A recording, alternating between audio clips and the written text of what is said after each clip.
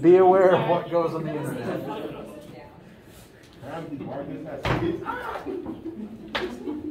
Good morning, everyone. How y'all doing? Good. I'm sleepy. I lost my train of thought already. Ever had a day where the sleep just didn't work?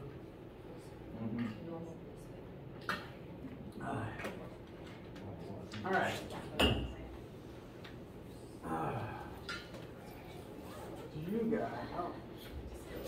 Do you guys have any questions about anything before we get started? Including questions about the test for anyone who has not taken it yet.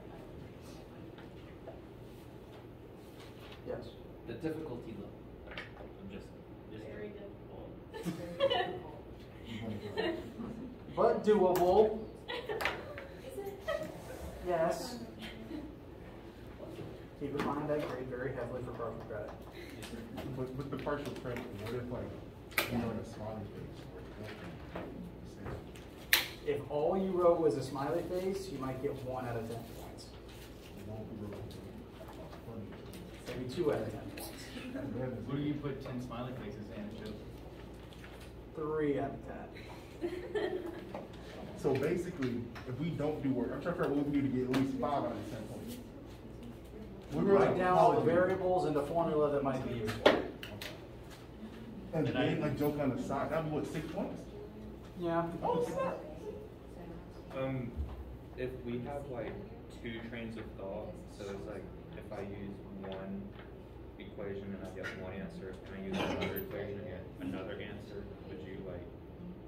I see would which go work? and base my grading off of your best one. Okay. You are also allowed to ask me questions during it to help you with your trains of thought. Did you grade mine? Not yet. You lose look at ours. Would it be a problem if my wife helps me with grading sometimes? Would it be a problem if she saw it and like drew my attention to it? It'd be funnier if you saw it, I think, because it was for you. So I don't know. If Apparently, there's something waiting for me on a test to grade.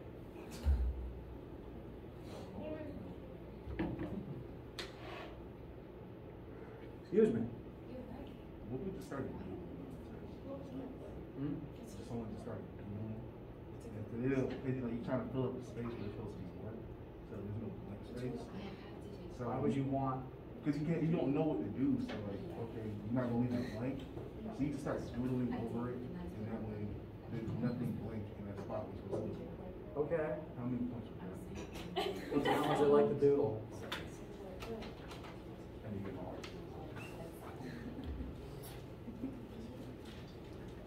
Yes.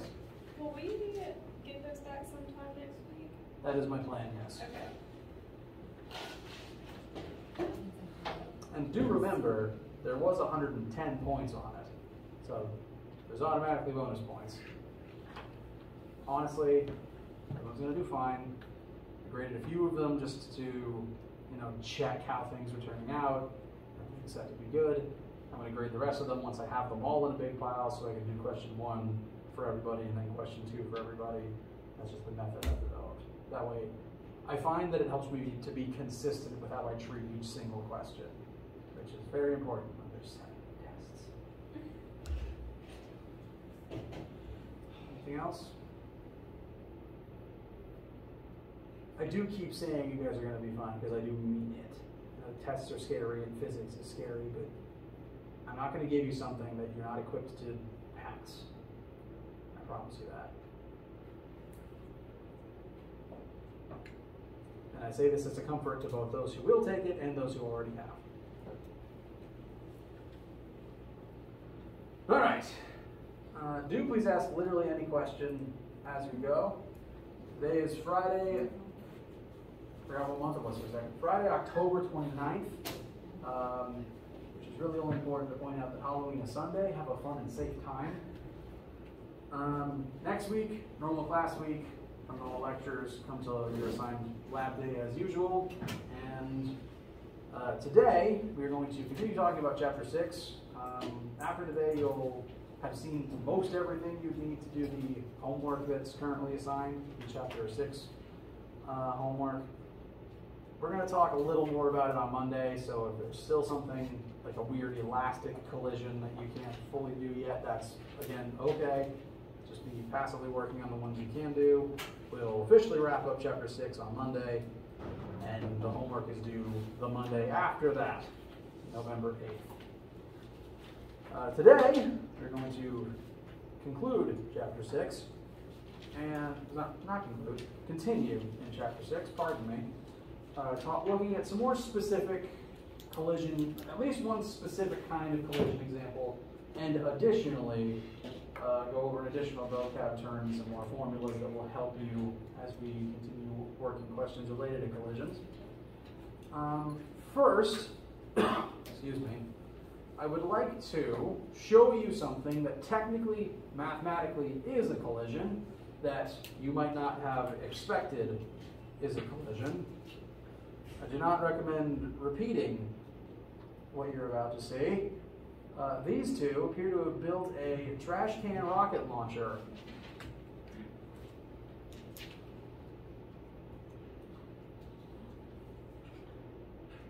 Everyone's fine afterwards, thankfully. But technically, that was a collision. It's a weird kind of collision because the participants, namely the person holding the trash can and whatever the actual projectile was, probably trash, all of those entities were at rest before the explosion, and then after the explosion, they were both blasted away from it at varying speeds. This happens a lot, actually, both with, well, weapons, namely rocket launchers and cannons, but also every time you just throw something. The two objects that start at rest, energy and momentum is imparted into one of them, therefore some amount of momentum must also be imparted into the other user. And you tend to only really witness that in extreme cases like when there's an explosion involved. So, let us mathematically examine such a situation.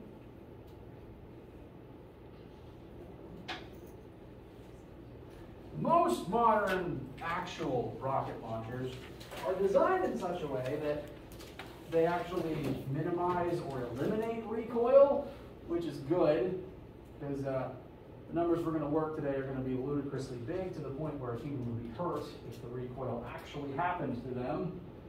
I believe that the actual bazookas eliminate recoil by funneling all of the energy into air out the back of the bazooka as opposed to into the shoulder of the person holding it. But let's just assume, for the sake of figuring out the numbers involved, that the rocket launcher in this situation is an early model that didn't have the recoil elimination feature. And we are going to calculate how much recoil would exist if this actually proceeded without that feature involved. You fire a rocket from a shoulder-mounted rocket launcher that is still in its testing phase. The rocket has a mass of 15 kilograms and is launched forwards at 81 meters per second. The human mass we're using for this one is 75 kilograms. That's on the light end of what you would expect in an adult. And initially, before anything happened, both the human and the rocket and the launcher were all completely stationary at 0 meters per second. Our task is to figure out, ignoring friction, just to see the ludicrousness of the numbers, how fast the human would get knocked backwards as a result of this interaction. So this situation is literally, but also in terms of physics definitions, an explosion. And explosions are technically collisions. So we're going to work it as such. Let's start by listing the things we know and don't know. The mass of the rocket, I'm going to call M subscript R, was 15 kilograms. The rocket's final velocity is 81 meters per second forwards. Meanwhile, since we started at rest, we can go ahead and assume that the starting initial velocity of the rocket was 0.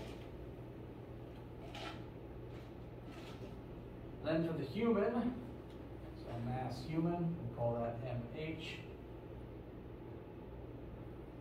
We're going to use the low end of adult human mass, about 75 kilograms.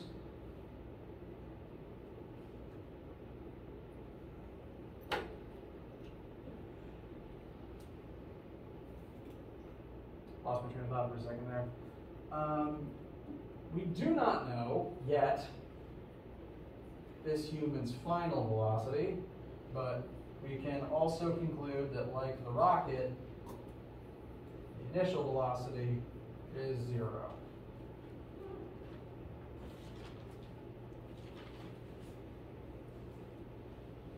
Any questions about our setup so far?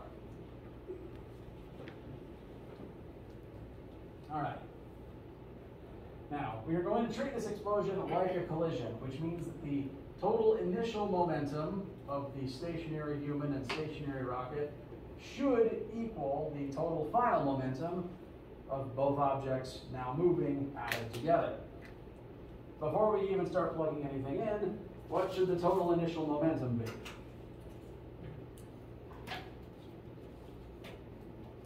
Zero. Nothing's moving before the explosion starts, so everything involved on the initial half should indicate an initial total momentum of 0. The question then becomes, where does the momentum afterwards come from? And one could say that the explosion is going to impart equal and opposite momenta into both objects. Because the only way we know that they're going to have to add up to 0. Momentum of the rocket and momentum of the human afterwards have to add up to 0. The only way that works is if they're equal and opposite. That's what we're going to prove later in this example. Let's start on the initial half. Total momentum initial. There's two objects that we need to find the initial momenta of. So momentum of the rocket initial, mass rocket times velocity rocket initial, plus for the human, human mass times human velocity initial.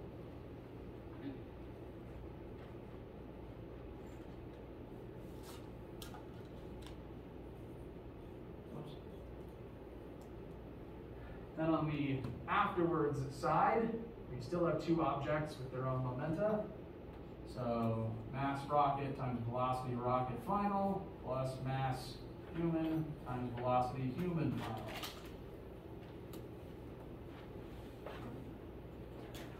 And the left side, as we expected, will become 0 once we plug all of our numbers in.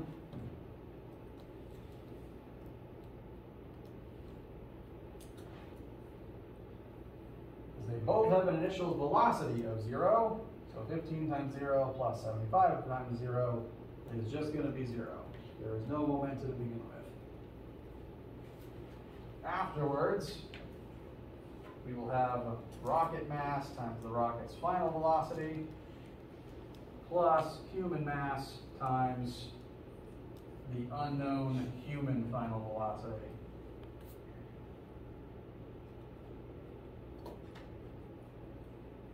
Questions, issues so far? All right. Left side should simplify nice and cleanly to 0. 0 plus 0.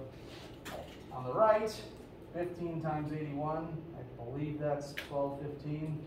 Thank you. And plus 75 and VHF. And we're going to just solve for VHF. There is something to be aware of as you do that, though. We're going to need to subtract 1215 from both sides. So we are going to get a negative answer. That's intended. So we would end up having negative 1215 equals 75 times VHF. What does our VHF end up being? Negative 16.2. Very good.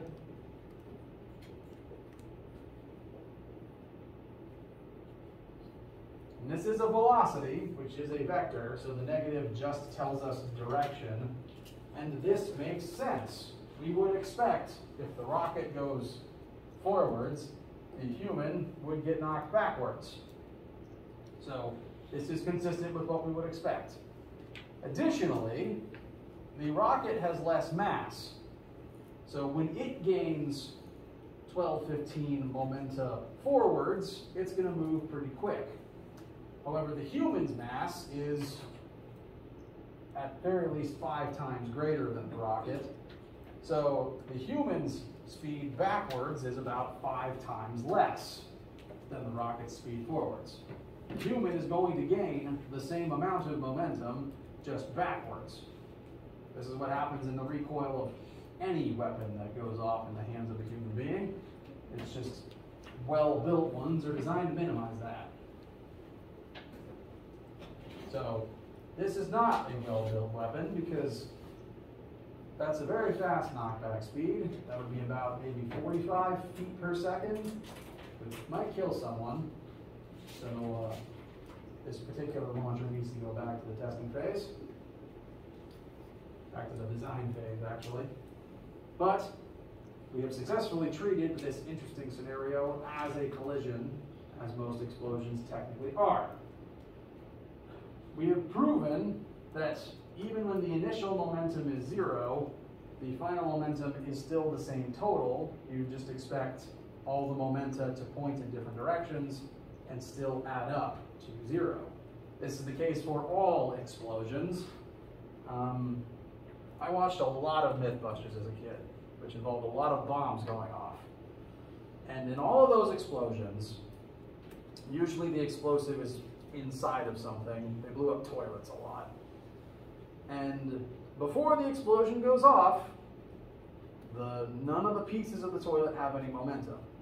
After the explosion goes off, shrapnel of porcelain just flies in every single direction. And because there's multiple directions involved, the momentum of every single individual piece of shrapnel would add back up to 0 still. Explosions are collisions, technically speaking. And there are homework problems like this. I don't remember which ones are on the homework versus the quiz versus ones that aren't in this particular assignment, but that I just remember. I think most of the homework problems like this involve ice skating. There might be a question where 2 figure skaters push off from each other. There might be a question where someone's standing on ice and they throw a textbook, and as the textbook goes that way, the person gets knocked in reverse to try to slide across the ice.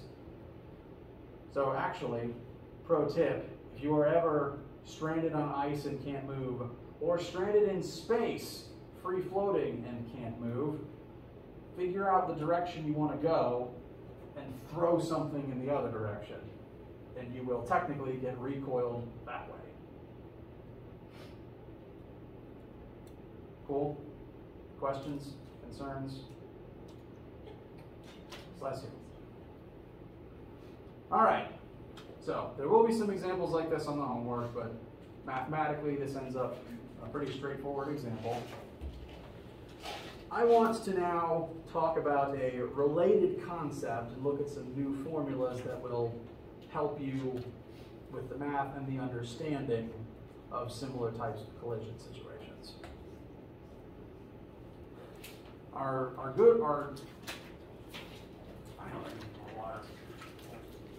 formula for momentum, which we could be calling instantaneous momentum, we've been finding with an object's mass times its velocity in that precise moment. But in all of these collision situations and these explosion situations, the velocities change pretty dramatically. So, because the velocities are always changing, the momenta are always changing. Momenta is the plural of momentum. At least that's the one that I've been using. Bless you. And momentum can change. We can show the change in momentum by, say, multiplying mass by the change in velocity, which would just give us change in momentum, delta rho. And this is relevant to point out because Isaac Newton did a lot of the work on momentum that is still being used today in Western science.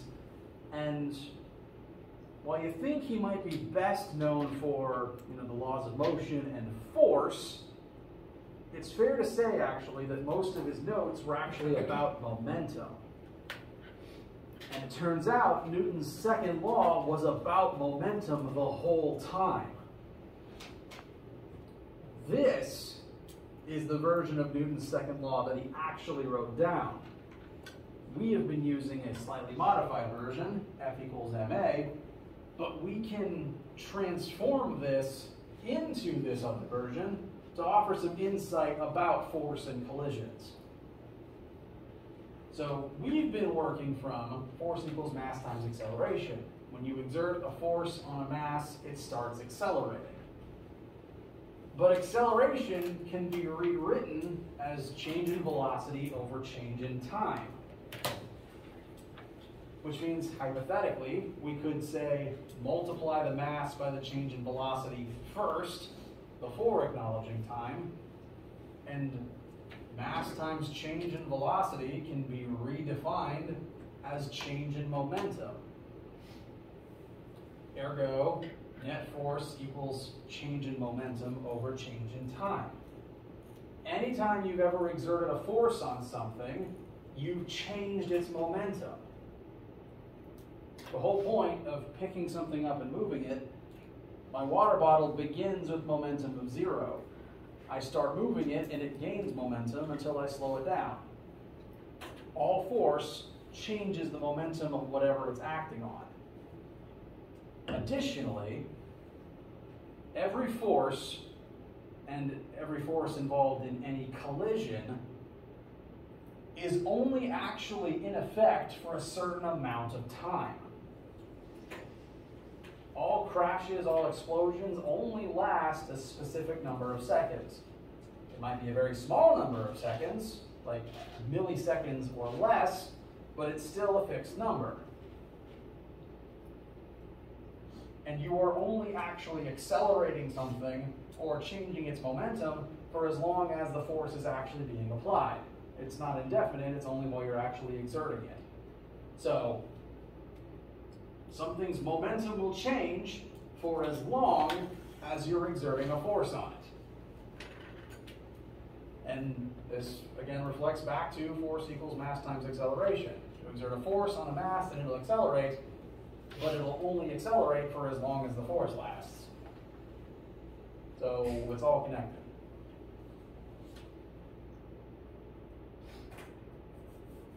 Questions so far? Okay. I've been mentioning change in momentum, and because Newton apparently did most of his research from the perspective of momentum, at least that's the story I've been told, he decided that the change in momentum was so important it needed its own name and variable. I've mostly been using delta rho to talk about change in momentum so far. Does that make sense? It's literally the change in rho, the change in momentum. But Newton decided, no, that's not conclusive enough. Let's give it its own unique name and variable. And for reasons I don't understand, I have yet to find a good reason why modern physics does this, we refer to the change in momentum as impulse. Whenever an object changes its momentum, we say that it has undergone an impulse. And the variable for impulse is a lowercase j. This is a j. The little hook does extend down past the vector sign, the vector line.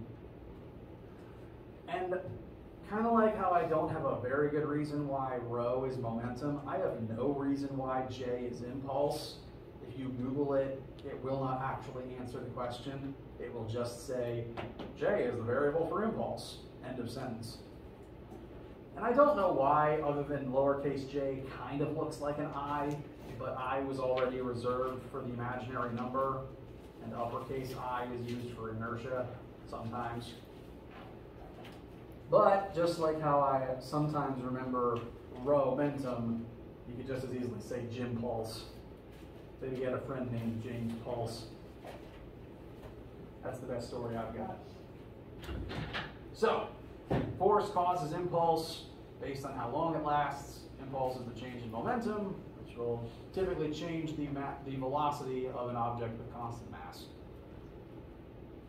We're going to use that momentarily to examine a collision event from the perspective of impulse and the force involved in that collision. First, though, I'm out of water, so quick pause, need water or restroom, has a good time.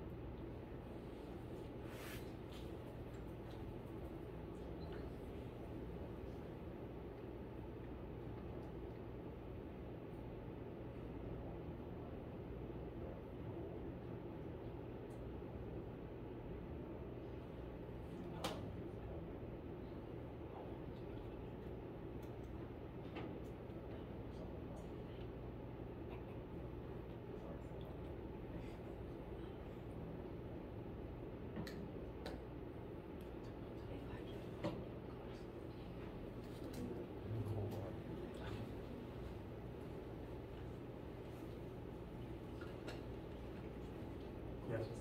So momentum is the change in, impulse is the change in momentum. Correct. And momentum, the change in momentum is force times time. Yes. Alternatively, it can also be mass times change in velocity. So would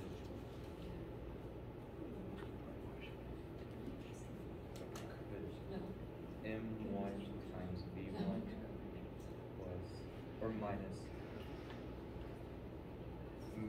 mass final times velocity final minus mass initial times velocity initial equals the change in momentum over the change in time. Yes. Sorry.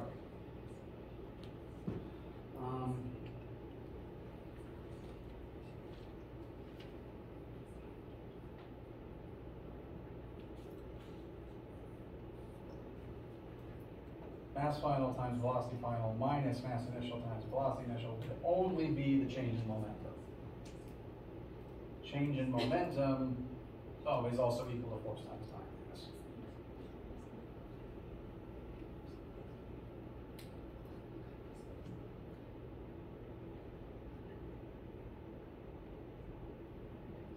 Although the only examples we're going to look at are cases where mass is constant. So more often it'll look like that. Is impulse energy? It What's is the not unit? energy. What's the units for impulse? Impulse is not energy. That is a good question, though. Since impulse is the change in momentum, the units for impulse are the same as the units for momentum. So it is not the same thing as energy. It's the change in momentum. It is kilograms times meters per second. Can I ask a nerdy question? Sure. in Star Wars: The Clone Wars, there was an episode where the Separatists made a impulse cannon, and it would stop the movement of the ships. Like, okay, would it stop the ship it was fired at? Yeah. Okay. So that's saying that the impulse cannon would shoot the whatever, and the mass is the ship, and the velocity is its movement. Okay. Yes, if this cannon was somehow able to, you shoot it at something and its velocity reduces, then that object would have undergone an impulse.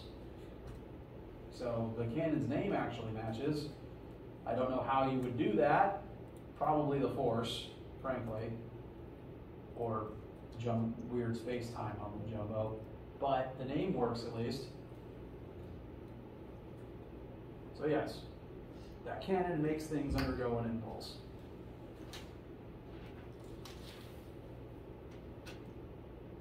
Any other questions before we resume? So if we had any different types of forces, so basically rephrasing the total amount of force, for example, like let's say the normal force plus negative mg equals the momentum, change of momentum divided by change of time. Can we do something like that? Officially, the net force is what will determine the momentum change. Okay. Because there's individual forces on all this stuff, but the net force is 0, so its momentum isn't changing. And that assumption generally carries through here.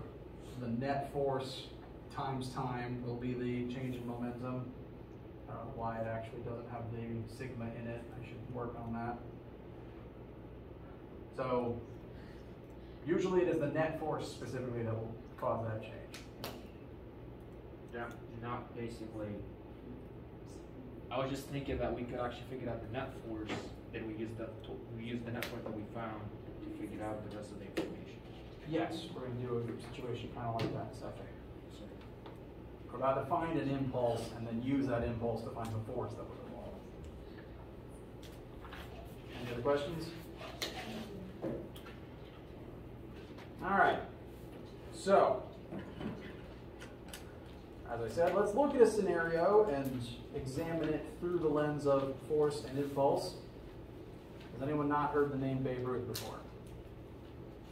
Just checking. So, the famed baseball hitter, I think that's the word, Babe Ruth is going to do his job and hit a baseball with a stick. The baseball in question is being thrown towards Mr. Ruth at a velocity of 44.7 meters per second. You're also told the mass of this particular baseball, 145 grams. Mr. Ruth is then going to do that thing that Babe Ruth does, hit the ball and knock it back where it came from at 69.4 meters per second. I believe this example was written based on actual measurements of the man's, like an actual game that he played. And if that's the case, the numbers are about to be terrifying. We also are told the amount of time that the ball is in contact with the bat, 0.71 milliseconds. This is going to represent the time that the collision between the ball and the bat takes. And that is a very, very short amount of time for a collision to actually occur. This happens and is done and over with before your brain can process what happened. This is faster than you can process the light or the sound. As soon as you are aware that something happened, the ball's in the outfield. Or at least headed towards the outfield. So, first thing we're asked for is the impulse of this particular baseball in this situation. So let's start listing what we know and don't know. There's only one object we're actually going to study, so that is just the baseball. We'll write down its mass of 145 grams. are we going to use grams? No. So how many kilograms is that? Very good. 0.145. The ball's initial speed is 44.7 meters per second. The ball's final speed is 69.4 meters per second. And the time for the collision is 0.71 milliseconds. I'm going to go ahead and point out that seconds is the official metric unit of time, so we do need to convert that into normal seconds first. Divide by 1,000, and that'll give us 0.00071 seconds, which is terrifying.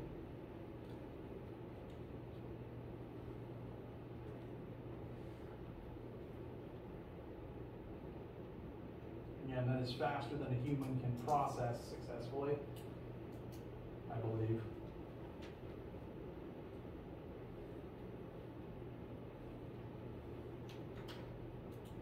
Yeah, movies tend to operate at 24 frames per second, and that is definitely faster than the visual processing speed.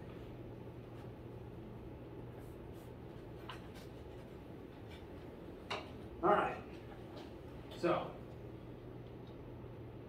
our new formula for impulse, we have two of them officially. Impulse equals a force times time. Alternatively, mass times change in velocity. Those are the only forces so far that have impulse in it. Which of the two should we pursue for right now? Very good. We know the mass, we know the change in velocity. We'll revisit the other part later.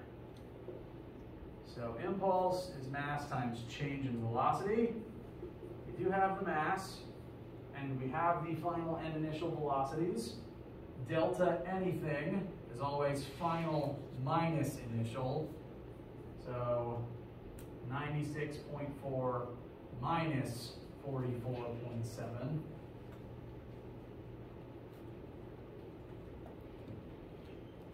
And are we all set to solve for impulse?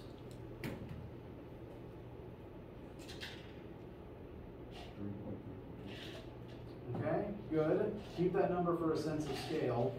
However, there is actually one problem. And it has to do with the fact that momentum, impulse, and velocity are all vectors. The way that I wrote this information on the board, we set the ball's initial velocity as positive,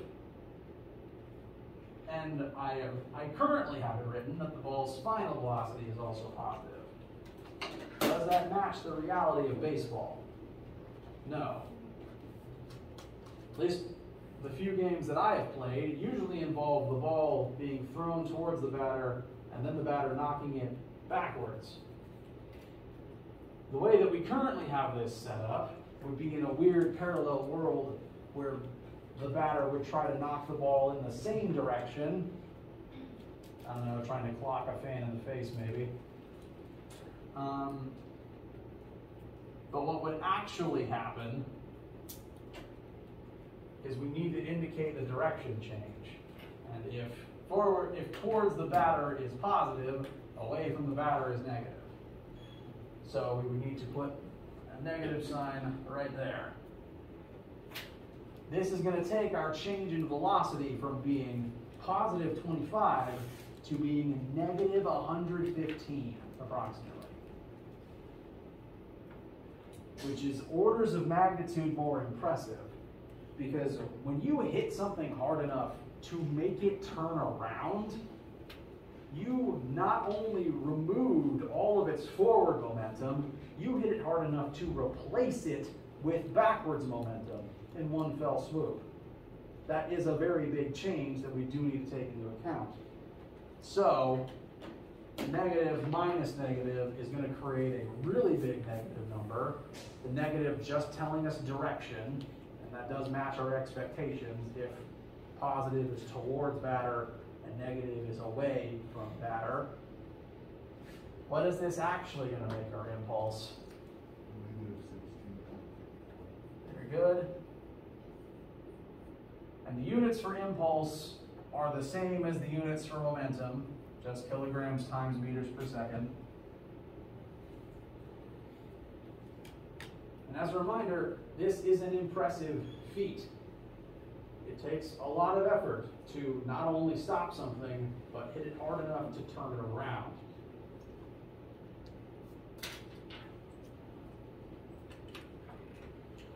Now that we know this, we're going to examine the other question here. What is the average force that Babe hit the ball with utilizing the bat? So the average force the bat exerted upon the ball. We know impulse, and we know time of collision, so we can refer back to the other version of the impulse formula. J equals force times time. J is negative 16.54. The negative is important, it just says direction. You can have a negative impulse, it just means that the momentum of the object has changed to become more in the negative direction than it was before. So the impulse just points towards the outfield. That does match what we would expect. That'll be equal to the force times the collision time. Before we even find the number, is it going to be really big or really small? Really big. It will also be negative, which again makes sense. If you want the ball to go in the negative direction, you're going to exert a force in the negative direction. What do we end up with?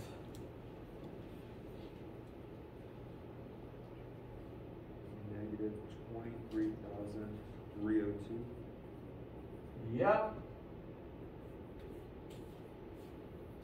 Over 23,000 newtons. This number is correct. And as a sense of scale, the weight of me, human adult male, is 1,000 newtons. This bat is outputting 23 times more force than I weigh. This is accurate. But I'm guaranteeing you, Babe Ruth cannot punch with this amount of force. He also could not bench press this amount of force. This happens exclusively because he was using a bat. Have you ever noticed that when you swing a bat or a hammer or a crowbar, the force that you output on the other end is more than the force that you put into it? You can hit something harder with a hammer than you could with your bare fist. That is because of a principle that we haven't talked about yet, but will in the near future, called torque. When you apply force via a lever arm with a radius, you functionally multiply the force that you're outputting at the cost of it taking more distance to do, to accomplish the task in question. So by using a bat, the bat is literally a multiplier. And it's why that, well, notice the ball's moving a lot faster from the bat than it does from the pitcher. Bats can knock the ball far faster than any human can throw it by themselves, just because of the multiplication from the torque. So this is why humans use, well, this is one of the reasons why humans use tools. And it's why we have the potential to be dangerous in a world filled with animals armed with teeth and bigger muscles than us. Yes? So it's kind of like the same way that leverage works? Yep. Leverage is a synonym for torque. So, things to take away from this.